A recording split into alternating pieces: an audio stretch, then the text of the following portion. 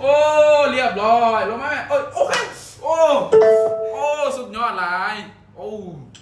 ลองคอมเมนต์เบิ่งนะว่าบวกอะไรลองไปคอมเมนต์ถึงจะแจ้งมื้อนี้แมนลบเด้อทุกคนเด้อลบไปที่489เหรียญเนาะมาเดี๋ยวจะมาเทรดแก้พอร์ตติลบทุกคนโอ้มื้อนี้เราเป็นบล็อกออกไป350กับบูวินเนาะมาจะออกไป 1,000 เหรียญเด้อทุกคนเป็นออเดอร์ที่ว่าใหญ่สุดเนาะของเทรดมา 3-4 ปีฮะก็เคยออก2เทื่อเนาะ2เทื่อไม่ละ1,000 เหรียญเด้อมาเอาตัวนี้เนาะเอางบอยู่ที่ 4,000 เหรียญ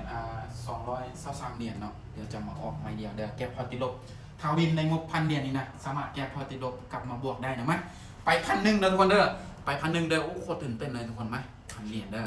ในกราฟ BTC เนาะ1,000 เหรียญเด้อนี่เป็นเงินแท้เด้อเดี๋ยวจะรีเฟรชให้บ้านนึงเนาะ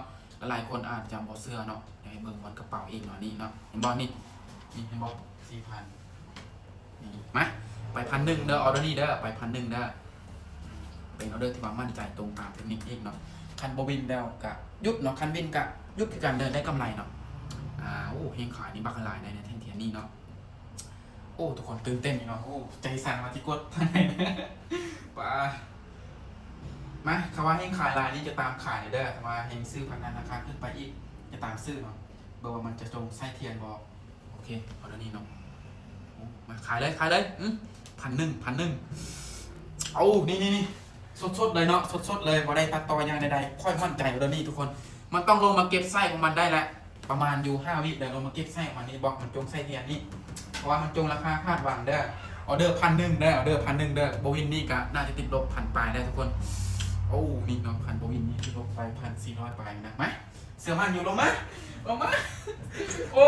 เรียบร้อยลงมาโอ้โอเคโอ้สุดยอดหลายโอ้1,000เห็นปะทุกคนวินโอ้คิดว่าทีโบวินเนาะโอ้เดี๋ยวให้เบิกกำไรเด้ออู้กำไรมา460 เหรียญทุกคนโคตรตื่นเต้นเลยทุกคนบ่เคยออกออเดอร์ใหญ่กว่านี้อีกทุกคนสูงสุดมีแต่900เนาะสูงสุดได้มีแต่900เนาะแต่มือนี่มาแก้พอติลบโอ้โคตรใจจนสั่นทุกคนจนบ่รู้จะอธิบายแบบใดได้ทุกคนเนาะสำหรับคลิปวิดีโอนี้กับประมาณนี้นะทุกคนเนาะพอคิดว่ามันจีบอลมเนาะแต่อารมณ์มาได้เนาะเพราะว่าเทรดตามบทเรียนอะไรนี่เนาะเห็นบ่มันลงมาเก็บไส้มันได้เนาะสำหรับคลิปวิดีโอนี้ก็เฮ็ดเพื่อเป็นกรณีศึกษาเดี๋ยวห้าม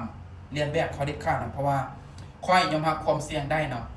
เพราะว่างบค่อยมีหลายเด้เช่นอย่างค่อยพลาดมาเนาะออเดอร์เมื่อกี้นะค่อยก็มีโอกาสว่าจะแก้พอติลบได้ในมื้อต่อไปเนาะเพราะว่างบค่อยยังมีหลายเนาะสำหรับในคลิปนี้ก็เบิ่งเป็นกรณีศึกษาเด้อเนาะย้ำเลยเด้อทุกคนเด้อห้ามเฮ็ดตามเนาะเพราะมันมีความเสี่ยงเนาะในการออกเองเนาะ